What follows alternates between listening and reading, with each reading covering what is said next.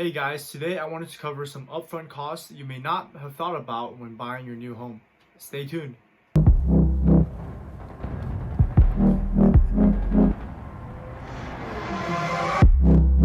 Welcome back to my channel. My name is Calvin. I'm a local realtor serving the greater Los Angeles area.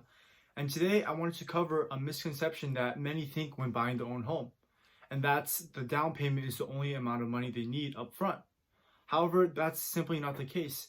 There are a lot of hidden fees and upfront costs that you will incur when purchasing that home. I wanted to cover them, get you ready, and make sure you're properly budgeted so it does not catch you by surprise. So let's say you put an offer on a home and it got accepted. Congratulations, you're now in escrow. Every cost until that closing date, I like to call upfront cost. And that first cost you'll incur is known as the earnest money deposit. So earnest money deposit may not count as a cost just because you get debited back at closing date, but you still have to front that money, so we are counting a cost for this purpose.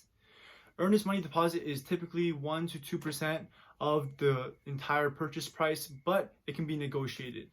This money is used to see that you have skin in the game. When you put an offer into a seller, they have to take that property off the market for a certain amount of days, however long the transaction lasts.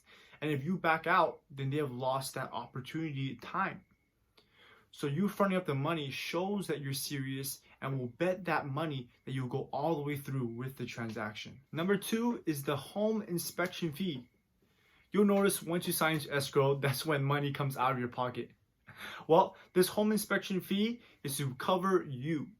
Make sure that the home you're buying is not rotting from the inside, the termites aren't eating it up, but you just can't see it.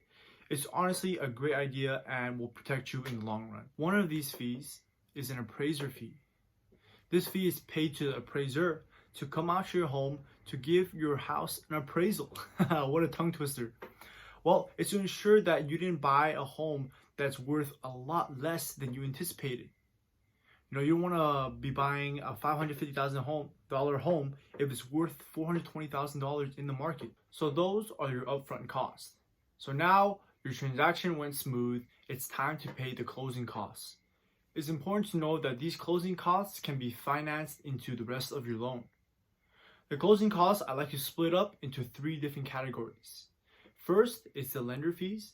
Then we have the homeowner fees, and finally, the third-party fees. In total, you should expect to pay between 2 and 5% for your closing costs. Your first closing cost is your lender fee. Now, this lender fee is typically 1 to 1.25% of your loan amount. You pay your lender this because it takes time and money for them to create your loan application, do the document transfers, and create an actual account for your loan. So say thank you to your lender the next time you see them, because they're doing the hard work to get you the money that you need to buy your dream home. The next category is your homeowner fees. Now there are 3 fees in this category. Number 1 is your county and state transfer tax. Here in Los Angeles County, we pay a 0.11% transfer tax. So you take 0.11% of your purchase price, that's how much you're paying. Your next cost is your homeowner's insurance.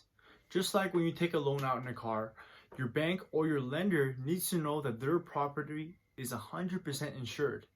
And this is what you're buying. Homeowner's insurance definitely go up and down depending on the cost of your home, but typically it's around the $1,000 mark. And finally, you pay your escrow fees. Escrow fees are typically 0.2% of the purchase price, and they're used to pay the escrow company because they've held your funds, they've held your paperwork and all instructions and facilitated the transaction. The third category and finally, right, is the third-party fees. These are typically the smallest, but they do rack up if you don't take into account. Next, it's a credit check fee. A simple $25 for the lender to run your credit, make sure that everything's right and everything's set. Another fee that you may incur if you have a low down payment loan is known as private mortgage insurance. Private mortgage insurance is taxed on at 1.5 to 1% on an annual basis, and it's only to protect the lender. It's no benefit to you. If you want to learn a little bit more, we did cover it in our last video. So that wraps up all your upfront costs and all your closing costs. I'll add them up all here on the screen. Please let me know in the comments if any of these costs surprised you. And of course, as always, I will see you on the next one.